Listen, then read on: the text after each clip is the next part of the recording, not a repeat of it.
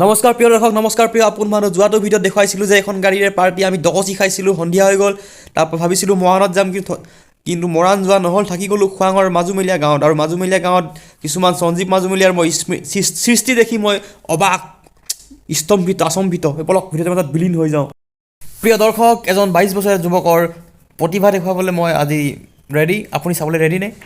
Good morning from মাজুমলীয়া গাঁও, সঞ্জীৱ মাজুমলীয়া ঘৰৰ পৰা। দেৱজিৎ চুতীয়া হৈ আছে, মই হৈ আছোঁ। আৰু সঞ্জীৱ মাজুমলীয়াৰ ছবি দেখুৱাম, ধুনীয়া ধুনীয়া ছবি চাওক, ভাল পাওঁ।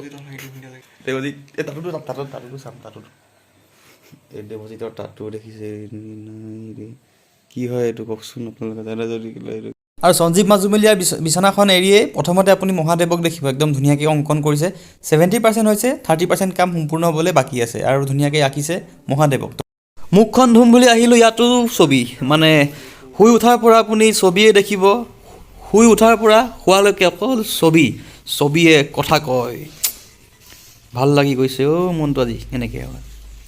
আৰু এইফালে পাহাৰ ভৈয়াম, নদ নদী, বগলী, আকাশত চৰাই চিৰিকটিৰে ভৰপূৰ কৰি দিছে ঘৰখন। এইটো পখিলা, শিলত অংকন কৰিছে পখিলা ধুনীয়াকৈ, মানে মজা, ভাষা নাই। উভতি আহে ল'ৰালি ছবি স্বপ্ন। This is artist.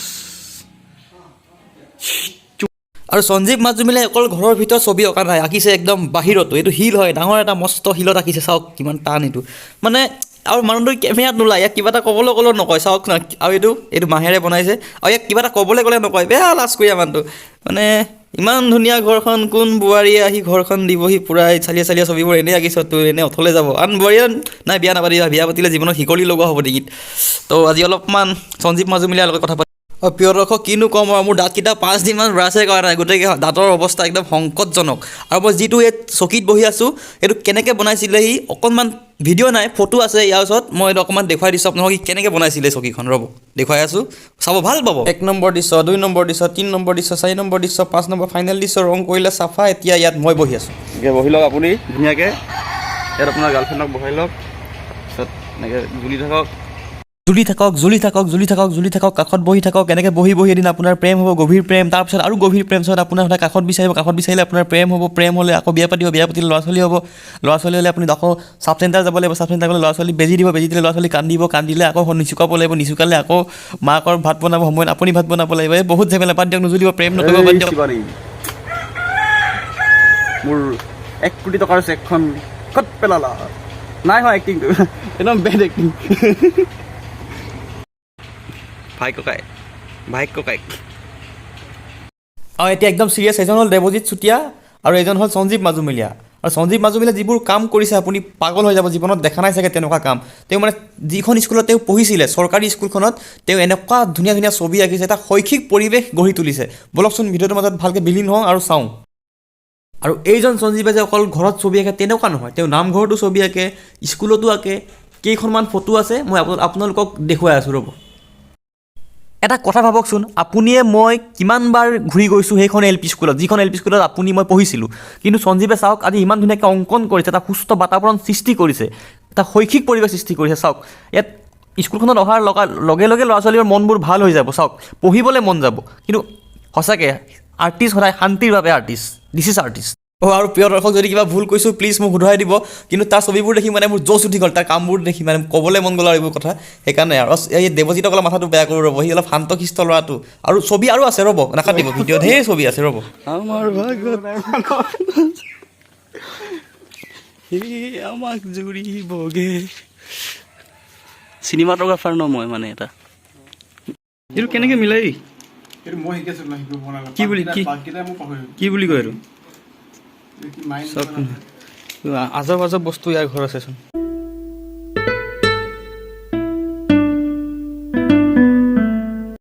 আৰু সঞ্জীৱে এবাৰ ভৰ যৌৱনত প্ৰেমত পৰিছিলে বোলে, সেইকাৰণে তেওঁ এটা মানে চিৰিয়াছনেছ, খুব ধুনীয়া অনুভৱ লৈ কিতাপ এখন লিখি আছে। কিতাপখন মোক চাবলৈ কৈছে আৰু মই চাই দিম, মানে ভাল লাগে আৰু সাহিত্য দেখিলে। আৰু মানে ইয়াক মই মটিভেশ্যন দি আছোঁ আৰু পূৰা মানে। সময়, এই পৃথিৱীৰ আটাইতকৈ ডাঙৰ বস্তুটোৱেই হৈছে সময়। সময় যদি আপোনাক ভাঙি পেলাইছে আপুনি আকৌ জি উঠিব লাগে। সময় যদি আপোনাৰ কোনোবা ব্ৰেকআপ কৰিছে আপুনি ব্ৰেকআপ মানি ল'ব লাগে। সময় যদি আপোনাক কাৰোবাৰ সঞ্জীৱ মাজুমলীয়াই যিখন কিতাপ লিখি আছে আপোনালোকে যদি পঢ়ে কান্দিবই, কথাই নাই। ময়ো কান্দি আছোঁ এতিয়া অলপ। ইয়াৰ এটা বস্তু ভাল লাগিছে মানে প্ৰেমত পৰাৰ পাছত কি হয় চব বস্তু ভাল লগা হয় বুলি কৈছে। কি বুলি লিখে চাব দেই, বহুত ক্ষুদ্ৰ ক্ষুদ্ৰ বস্তুৰ প্ৰতিও মোৰ মুখ লাগি গৈছে বুলি কৈছে। নাজানো আৰু কিয় সন্মুখত থকা কাহানিও গুৰুত্ব নিদিয়া চৌপাশৰ প্ৰতিটো বস্তুৱেই যেন আজিকালি মোৰ চকুত গুৰুত্বপূৰ্ণ হৈ পৰিছে। আৰু প্ৰেমৰ এইটোৱে লক্ষণ, এইটো যদি আপোনাৰ হৈছে আপুনি প্ৰেমত পৰিছে। আৰু কি লিখিছে, এই গছবোৰ, এই পদূলিটো, এই চৌহদটো, সেই সকলোবোৰ বৰ সুন্দৰকৈ সজাবলৈ মন গৈছে। তামাম লিখিছে কিতাপ। কোন চনত ৰিলিজ দিয়ে নাজানো, কিন্তু যেতিয়া দিব পঢ়ি ভাল পাবই আপোনালোক।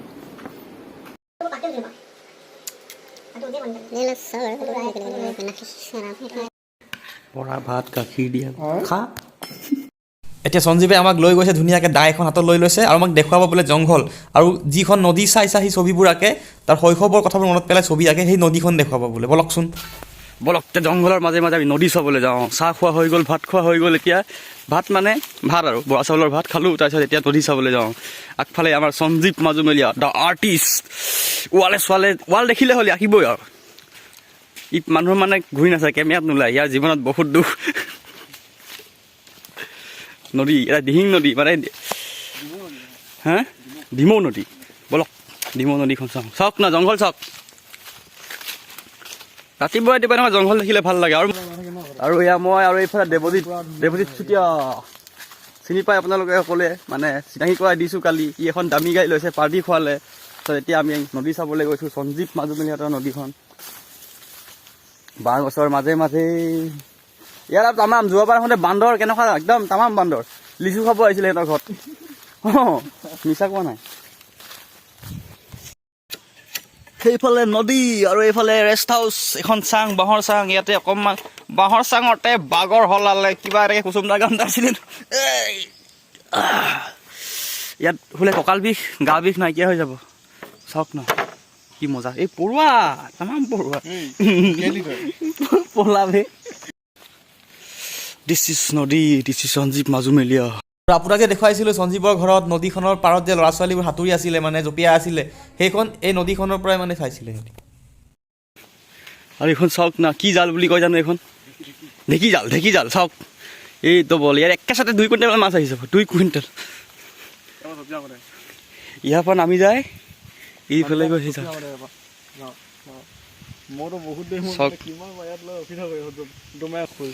জালখনৰ চিষ্টেম চাওক না, এইটো চাওক।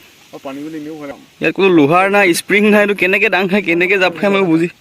ঢেঁকী জাল ইয়া দিছ ইজ ঢেঁকী জাল, আছামিজ টেকন'লজি। ৰাস্তা পাহৰি গৈছে চাহ কয়কেইটাই। কি ধুনীয়া জংঘল। ইয়াত চিনেমেটিক শ্বট ল'বলৈ মজা হ'ব একদম। ঢেং ঢেং